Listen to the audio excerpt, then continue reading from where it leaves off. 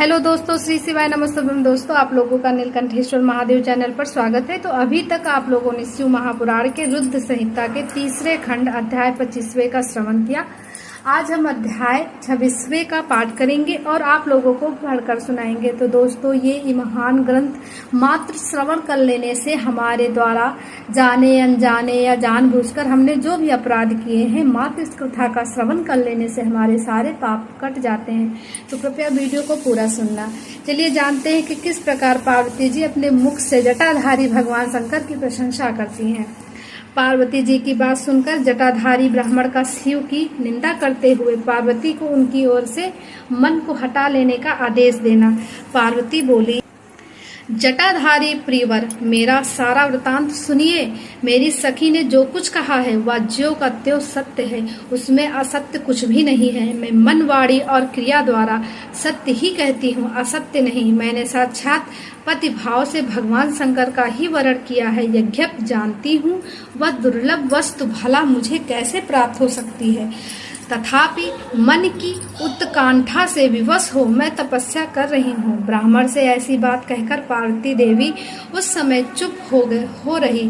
तब उनकी वह बात सुनकर ब्राह्मण ने कहा, ब्राह्मण बोले, इस समय तक मेरे मन में यह जानने की प्रबल इच्छा थी कि ये देवी किस दुर्लभ वस्तु को चाहती है, जिसके लिए ऐसा महान तप कर रही है। किंतु देवी, तुम्हारे मुखार बिंद से सब कुछ सुनकर उस अभीष्ट वस्तु को जान लेने के बाद अब मैं यहाँ से जा रहा हूँ। तुम्हारी जैसी इच्छा हो वैसा करो।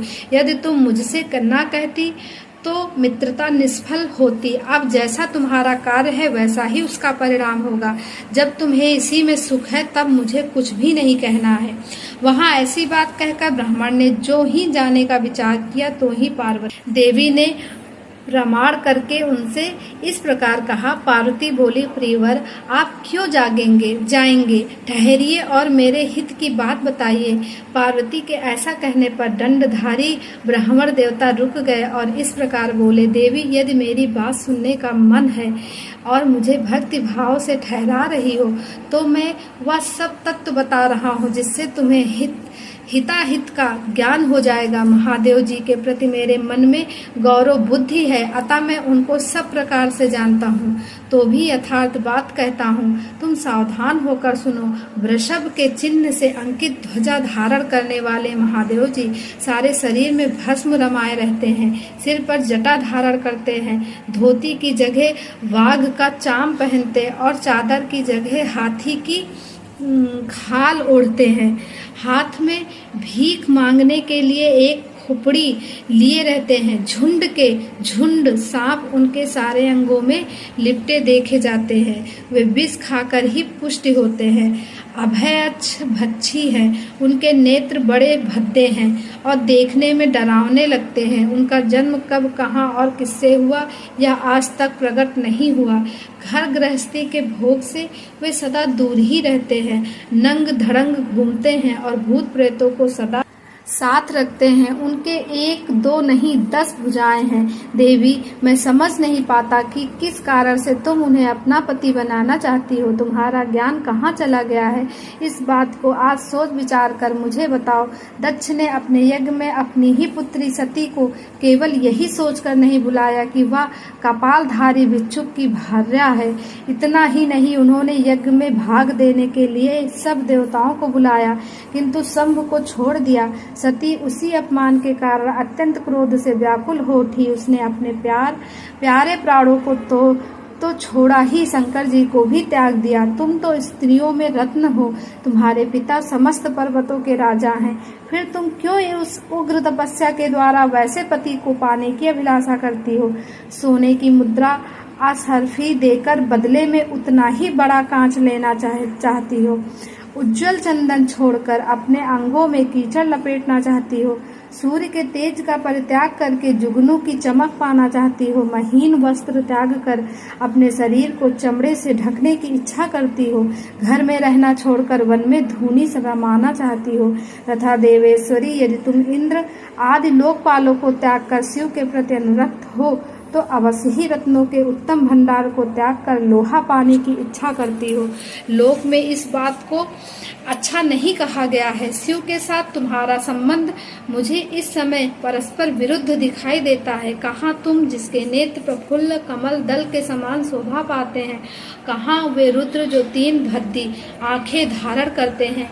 तुम तो चंद्रमुखी हो और शिव चंद्रमुख कहे गए हैं। तुम्हारे सिर पर दिव्य वेणी सर्पड़ी भी शोभा पा रही है, परंतु शिव के मस्तक पर जो जटाजूट बताया जाता वह प्रसिद्ध ही तुम्हारे अंग में चंदन का अंगराग होगा और शिव के शरीर में चिता का भस्म कहा। तुम्हारी सुंदर मृदुल साड़ी और कहाँ शंकर जी के उपयोग में आने वाली हाथी की खाल, कहाँ तुम्हारे अंगों में दिव्य आभूषण और कहाँ शंकर के सर्वांग में लिपटे हुए सर्प, कहाँ तुम्हारी सेवा के लिए उघत रहने वाले संपूर्ण देवता और कहाँ भूतों की दी हुई बलियों को पसंद करने वाले शिव, कहाँ तो मृदंग की मधुर ध्वनि और कहाँ डमरू की डिमडिम, कहाँ भेड़ियों के समूह की गड़गड़ाहट और कहाँ अशुभ श्रृंगिनाद, कहाँ ढकाढक का शब्द और वह कहाँ अशुभ गलनाद। तुम्हारा यह उत्तम रूप शिव के योग्य कदापि नहीं है। यदि उसके पास धन होता तो वे दिगंबर नंगे क्यों रहते। सवारी के नाम पर उनके पास एक बूढ़ा बैल है और दूसरी कोई भी सामग्री उनके पास नहीं है। कन्या के लिए ढूंढे जाने वाले वरों में से नारियों को सुख देने वाले गुण बताए गए हैं, उनमें से एक भी गुण भद्दी आंख वाले रुद्र में नहीं है। तुम्हारे परम प्रिय काम को भी उन हर देवताओं ने दग्ध कर दिया और तुम्हारे प्रति उनका अनादर तो तभी देख लिया गया जब वे तुम्हें छोड़कर अनंतर चले गए। उनकी कोई जाति नहीं देखी जाती, उनमें विद्या तथा ज्ञान का भी पता नहीं चलता। पिशाच ही उनके सहायक हैं और विष तो उनके कंठ में ही दिखाई देता है। वे सदा अकेले रहने वाले और विशेष रूप से विरक्त हैं। इसीलिए तुम्हें हर के साथ अपने मन को नहीं छोड़ना चाहिए, जोड़ना चाहिए। कहाँ तुम्हारे कंठ में सुंदर हार और कहाँ उनके गले में नरमुंडों की माला। देवी, तुम्हारे और हर के रूप आदि सब एक दूसरे के विरुद्ध हैं, अतः मुझे तो यह संबंध नहीं रुचता।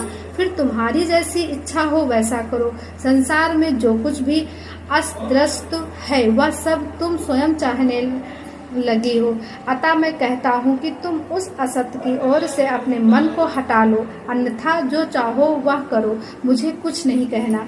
ब्रह्मा जी कहते हैं, नारद, यह बात सुनकर पार्वती शिव की निंदा करने वाले ब्राह्मण पर मन ही मन कुपित हो उठी और उससे इस प्रकार बोली। तो दोस्तों, यहीं पर 25वां अध्याय 26वां अध्याय समाप्त होता है।